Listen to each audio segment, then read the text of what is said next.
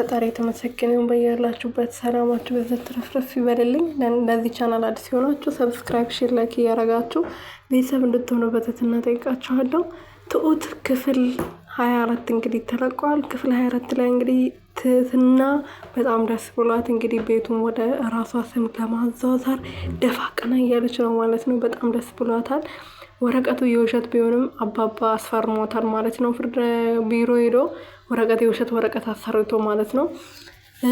አቤልም እንግዲህ እስከ ዛሬ ድረስ ለአንድ ቀን ነው ለሁለት ቀን እንግዲህ ሴት ሆኖ ገብቶ ማየት የነበረበትን ነገር ደግሞ ማየት አለ የነበረበትን ነገር አይተዋል ማለት ነው። ከዚህ በፊት ትሁትና አባባ ስነግሩት እንግዲህ አላመነም ነበር። በአይኔ ካላየው አላምንም ብሎ ነበረ ማለት ነው። እና ፊልድ ሄዳለሁ ብሎ ከተናገረ በኋላ ወደ ፊልድ ልክ እሱ ሲሄድ አክስቴ ትመጣለች፣ አይኗ የማይታያት ጆሮዋ የማይሰማ ትመጣለች ብሎ ነበረ። ልብሱን ለብሶ ጸጉሩ ዊግ አድርጎ እንግዲህ ቤት ድረስ ገብቶ በገዛ አልጋው ላይ ብዙ ነገር ሲፈጠር በቃ ሲሳሳሙ የሚያወሩት ነገር ሰው ከሰውየው ቤቱን ከተረከብኩት በኋላ አስገድሏለሁ ስትል ብዙ ነገር ከሰማ በኋላ ነው እንግዲህ ወደ ራሱን መቆጣጠር አቅቶት ልክ ድራማው ሲያልቅ ራሱን መቆጣጠር አቅቶ ስለት ይዞ ነበር ወደ መኝታ ቤቱ ልክ ልገባ ሲል አባባና ትሁት ያስቆሙት ማለት ነው። ስለዚህ ይሄ ነገር አይሆንልህም፣ ስለዚህ ወደ ራስ ተመልሰ ከስራ ተመልሻለሁ ብለ ወደ ቤት ና ብሎት ነበረ ማለት ነው። ወደ ስራ ስላልሄደ ማለት ነው መጀመሪያም። ስለዚህ ልጄ ወይኔ ሰው ልገል ነበር፣ ሰው ገሎ እስር ቤት ልማቅቅብኝ ነበር ብሎ አባባን በጣም ደንግጦ ነበረ። ስለዚህ ትሁት ደግሞ ስትፈልግ የነበረው ቤቱ ወደ ራሷ ለማዞሩና ከዛ ከዳኒ ጋር ፍቅሯን አለማን እየቀጨች መኖር ነው የምትፈልገው። ዳኒ ግን ይሄን ነገር ማረጉ ወይም ደግሞ ቤት ድረስ እንደዚህ ሆኖ በመምጣቱ በጣም ቆጭቶታል። እሷ ግን ምንም እየመሰላት አይደለም፣ በኖርማል ነው እያየች ያለችው ማለት ነው። ምንም እየመሰላት አይደለም። ዳኒ ግን በተቻለ አቅም እየመከራት ነው። ታይ ይሄ ነገር ትክክል አይደለም፣ በዛ ደግሞ እንደዚህ በቀላሉ ተነስቶ ቤት ወደ ራስሽ ሊያዘዝሩልሽ አይችልም፣ ይሄ ነገር የሆነ ችግር ሊኖርበት ይችላል ብሎ ቢነግራትም እሷ ግን በቃ ሀሳቧ ብሩ ገንዘብ ላይ ስለሆነ ምንም እየሰማች አይደለም ማለት ነው። እና በጣም ከባድ ነው። ለማንኛውም አባባዬ እንግዲህ ቤቱን ካስፈረማት በኋላ የደስ ጠጥቶ ከዛ እርሳቸው ወደ ቤት ተመልሶ ነበር ወደ ልጃቸው። እሷ ደግሞ ዳኒቸውን ጠርታ እንግዲህ ከዳኒ ጋር አለማውን እየቀጨች ሰክራ ነበር ወደ ቤት የመጣችው። ሰክራ እንግዲህ ማየውን ነገር ስትዘባረቅ ነበር፣ ደስ ብሎኛል ስትል ነበር። ከዛ ናህን ግባና እንተኛ ስትለው ነበር ለዳኒ ማለት ነው። ማነው አቤል ጋር ቁጭ ብላ አባቷ ጋር ቁጭ ብላ ማለት ነው። እና አቤል ግራ ተጋብቶ ምክንያቱም ያውቃል፣ ግን በቃ ራሱን መቆጣጠር አቅቶት ነበረ። እንደዛም ሆኖ እንግዲህ አባልሽ እዚህ እያለ እንዴት ነው እኔን አቅፈሽ የምተኝ ብሎ አስቆሟት ነበረ ዳኒ ማለት ነው።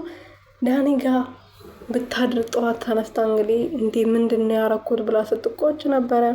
እንደዛም ሆኖ ምንም እንዳልተነቃባት እያሰበችም ቢሆን ወረቀቱን ደግሞ አቤል አግኝቶ ምንድነው ይሄ የምን ወረቀት ነው ይሄ የቤታችሁ ወረቀት አይደለም እንዴ አንቺ ጋር ምን ይሰራል ብሎ ስጠይቃት እንግዲህ አይ አባባ እኮ ቤቱን ወደ እኔ ስም ሊያዛወር ነው፣ ቤቱን እኛ እንዲሆን እንደምንፈልገው እስከዛሬ ቤቱን እኛ እንዲሆን ነበረ ስትፈልግ የነበረው፣ ስለዚህ ቤቱ የኛ ሆነዋል።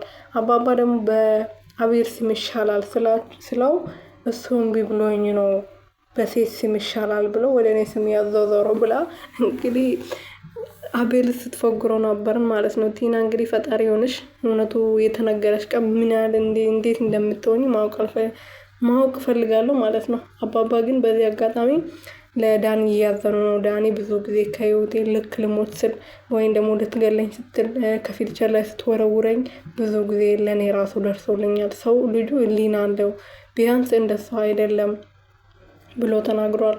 አሁንም እየመከራት ነው፣ ግን እሷ ምንም መስማት ምንም የምትሰማው ሴት አይደለችም። ሰው እንዴት ነው ይሄናል የክፋትን ጥግ ሊያሳይ የምችለው ማለት ነው። እና እንግዲህ ቤቱን ደግሞ ወረቀት አሁን የመጨረሻ ወረቀት ሊፈረምላት ሄደዋል። ከፈረመችና ወረቀቱ ውሸት መሆኑን ያወቀች በወጡ ጊዜ ግን ምን አይነት አክት እንደምታሳይ ማወቅ ፈልጋለሁ ቲና ማለት ነው። ትሁትዬ በጣም ደስ የምትል ስነ ስርዓት ያላት፣ ወደፊት እርግጠኛ ነኝ ትሁትና አቤል ይጋባሉ በእርግጠኝነት ማለት ነው።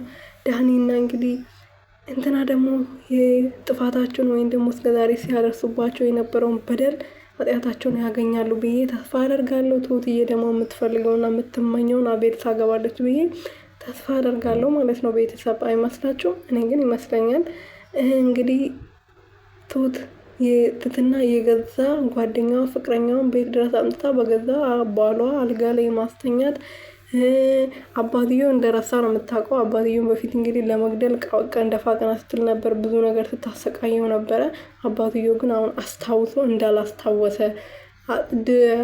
በቃ የበፊቱን ነገር እያወቀ እሷ የምታደርገውን ነገር እያወቀ እንዳላወቀ ሆኖ ነው እንግዲህ እንደዚህ ቀርቧት እንደዚህ እያደረገ ያለው። ለማንኛውም አባባ ተመችቶኛል። እንደዚሁ ቀጥሉበት።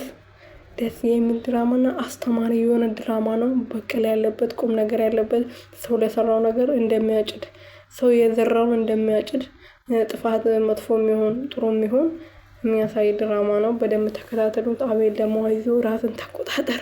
ከባድ ነገር ነው ግን በገዛ አልጋ ላይ ሌላ ወንድ መጥቶ ከሚስት ጋር እንደዚህ እየሆነ ማየት ከባድ ነው። ታገስ ለጋሽዬ ስትል ማለት ነው። አይመስላችሁም የኔ ውድ ቤተሰቦች? እስቲ ምከሩት እናንተ ማለት ነው። ምከሩት ከሰማችሁ እና አቤልዬ ቀጣይ ላይ ደግሞ አብረን የምናይ ይሆናል። የኔ ውድ ቤተሰቦች ምርጥ ድራማ ነው። ተከታተሉት።